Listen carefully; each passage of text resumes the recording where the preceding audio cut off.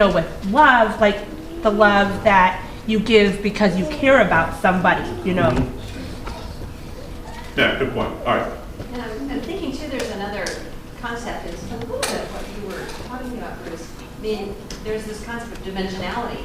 And so we know that there are many other dimensions to space than our three dimensions that we know. And so like when you talk about heaven, it peels back a little bit of the text and you can look into that other dimension, or Paul going to the third heaven. So I think that whatever is going on there with the Spirit, maybe it has corporality in that dimension, in that time, because God is timeless. So I think that our brains are quite, constructed. But when you think about what Julie was saying is that that concept, that the whole notion of neurology and a brain separate from mind didn't happen until way into Greek times. So when they were writing, the biblical writers, that part was exactly your brain as we think of it today. Right.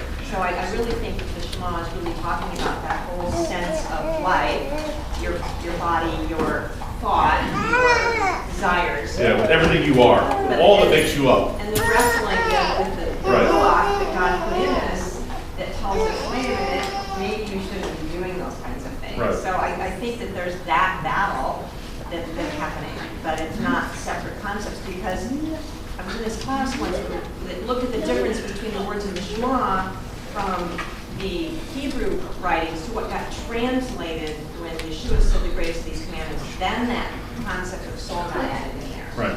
Here's another thing I'm trying to say. Work with me here. Is that he made us to be here.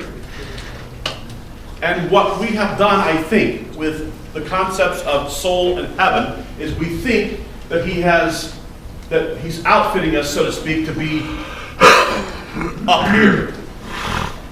And he put us here for a reason. I think what he's doing is, as I read the text, he's going to make a new earth. He's going to make us new the way it should be. And in fact, if you look at Genesis, what happens? Genesis 1, we're in Gan Eden. By the time we get to Revelation 21 and 22, we're back in a garden again. The same garden. Tree of life, healing of the nations. Everything has come full circle.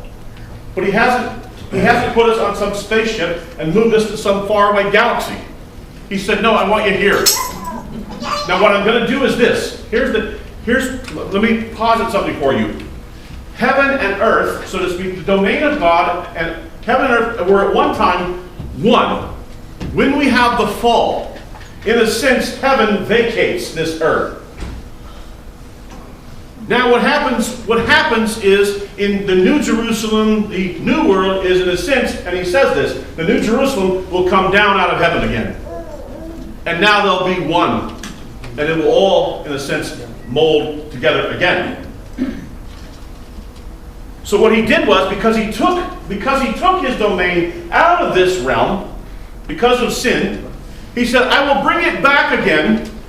I will bring it back again in the tabernacle. I'll give you a little space where I'll be.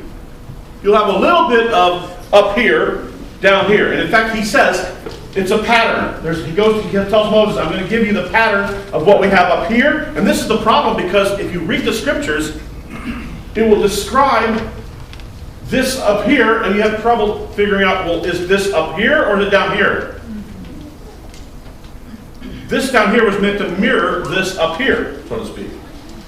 So he brings heaven, so to speak, down the throne of God. This is why he says, I sit enthroned above the cherubim. I want to rule this earth. I'm going to take, and this is the whole message of the scriptures. If we could put it in one, is this: I created Elohim with the ability to choose and the ability to rebel. I created humanity with the ability to choose and rebel. And they did rebel. So here's what happens. I need to take back this earth for my kingdom. I want this to be my kingdom where my imagers rule. Where I am God and God alone. And I will take it back, and here's what I will do. I will work through a people group down here, and that people group will be the ones that I give my revelation to, and they will be the ones that I give my word through. And physiologically, when I combine heaven and earth once again in a man, in a new Adam, what I will do is I'll bring him physically through these people in a miraculous way. He'll be the one. And so now we're going to trace this people and this seed and these people all the way through their rebellion, through their deportations, through all this stuff. And when we get to Matthew, what does he start doing? He gives us a genealogy. What an odd thing to do. But he's trying to say, no. Understand, the one who's come is related physically to all these people that I had before that I was working through. He's connected. He's David. He's the king. The king has finally come. And when I told you that there'd be one who would sit on the throne forever, this is him. David was just my representative down here. These physical kings were just my representative down here. That's why they could be called a son of God, because they're the co-regency. But I want to take this all back, and I'm going to make you new, and I'll make this place new. And it will be, once again, what it was supposed to be in Gan Eden, which, by the way, I'll end with this. If you study the tabernacle, and you study the temple, we've done this before, the Garden of Eden was a temple. It was a temple where God dwelt with his people. He walked with them. He talked with them. It was very, very real. It was a very real world experience. But there was rebellion. Now, because of that rebellion, we have to have this plan of redemption. And this plan of redemption is working its way out for millennia. This is the overarching thing that God is doing. And he wants us to be here, ultimately, to rule and reign on this earth, to be his imagers here, to demonstrate his sovereignty and his dominion on this planet. That's what he's doing. That's this whole big overarching thing, is that there was rebellion, and that rebellion means he chooses to redeem. He chose sovereignly to redeem and bring us into conformity to his will. This is the big plan. Now we're looking at the pieces. We look at the pieces of this plan, and we kind of pull it apart. But at the end, it's about us serving him forever in a kingdom, his kingdom, where he rules. And think about it this way: can you imagine a place? Can you imagine a world where Torah is kept by everyone intuitively? No one lies to anybody. No one steals from anybody. No one kills anybody. Everybody lives as he designed it to be. Everything functions the way it was supposed to function. Nothing is outside of his sovereign will. We've just read through the book of Jonah for Yom Kippur, and what happens? God says to the wind, I want you to go and I want you to blow over the ocean. And the wind does exactly what he says. He says to the plant, I want you to grow up. And the plant grows up. He says to the great fish, go and pick up Jonah, and the fish moves. He says to the worm, go and destroy the plant, and the worm does exactly what he says. Everything in creation is instantaneously obedient to God's commands, except for humanity. Except for Jonah. Jonah says, I'm not doing what he says. I got choice. I got volition. I'm out of here. God says, I will still get you back. You can run, but you can't hide. I will still find you. You can't go from my presence. I will get you back. But that's the whole process. Everything else instantaneously does what God wanted to do. Can you imagine when humanity, everybody, every human being, does exactly what God wants, the way he wants, intuitively.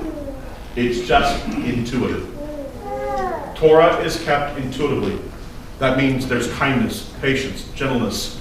Everybody is functioning in a way that's righteous. We can't even imagine that. One last thought. Yeah, go ahead.